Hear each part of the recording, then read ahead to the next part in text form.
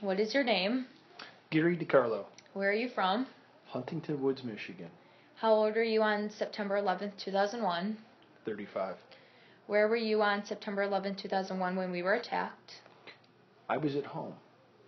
How did you find out about the attacks? What were you doing at the time? I was watching TV in the morning when the news cut into my show with breaking news that an airplane had flown into one of the Twin Towers. What were your first feelings or emotions when you heard about the attacks? Well, there wasn't really a lot of emotion because they didn't really understand what was going on when they broke into the show with the breaking news.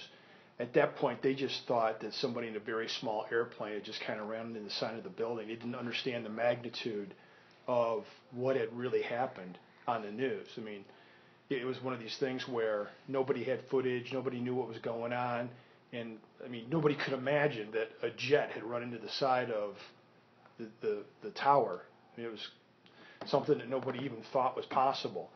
So it was really kind of a small story of just some plane accidentally running into a building, and there really wasn't going to be much more than that. But then as time went on and you were watching the news, pictures started coming in of exactly what kind of plane flew into the building. Then it became a huge story. What is your most vivid memory of that day? Well, I think my most vivid memory is while I was watching the coverage of the news, the second tower got hit by a plane.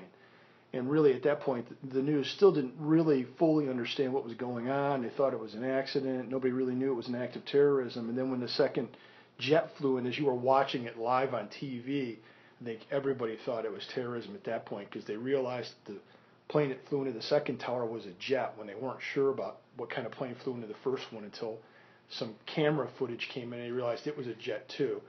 So at that point, it was a huge story. Emergency crews are coming.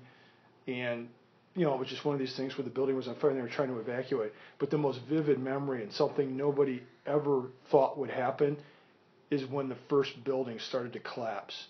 You were just in complete awe because you couldn't believe a building that big would just come crumbling down. And it was just, when you watched it on TV and they had a footage of New York City from far away, it was, you could barely see the buildings because there was so much dust from the building.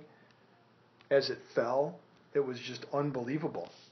I mean, it was really an unbelievable thing to watch. And then you kind of realize that after the first building fell, it was only a matter of time before the second was going to fall.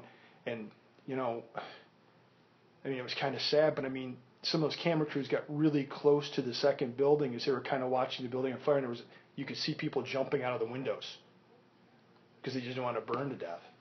So I mean, that whole thing is just so vivid and burned in your memory because it was just so unbelievable to see, and it was just unbelievable to watch live on TV. And I remember, before the buildings collapsed, I was at home, but I called a bunch of my friends at work, and I told them they had to get down to the cafeteria and watch TV because it was unbelievable what was going on. Because at that time we had some TVs that would get in like channels 2, 4, and 7, and they would watch.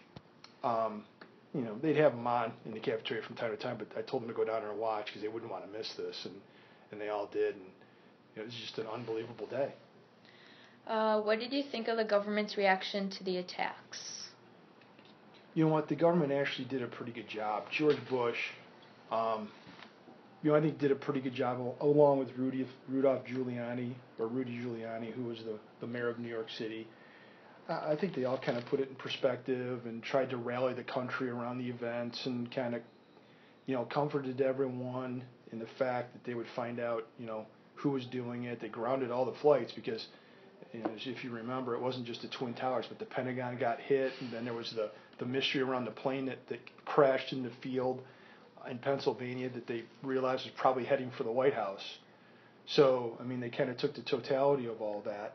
And they did a pretty good job, I think, of calming everybody down and grounding flights. So we took some time to figure out what was really going on, so nobody else was harmed, and figured out who was responsible for it, as the days went on. And then obviously that led to our going to Afghanistan and the Taliban and Osama bin Laden and Al Qaeda and all that. Do you agree with the decision to invade Afghanistan? Yeah, absolutely. I mean, if we didn't, what was to stop those people from doing it again? Right? We had to go get them. I mean, they just caused the biggest calamity in, U.S. history, outside of, a war like the Civil War, Revolutionary War. But I mean, that act of terrorism was as big as any act of terrorism I think there's been. All right. Thank you.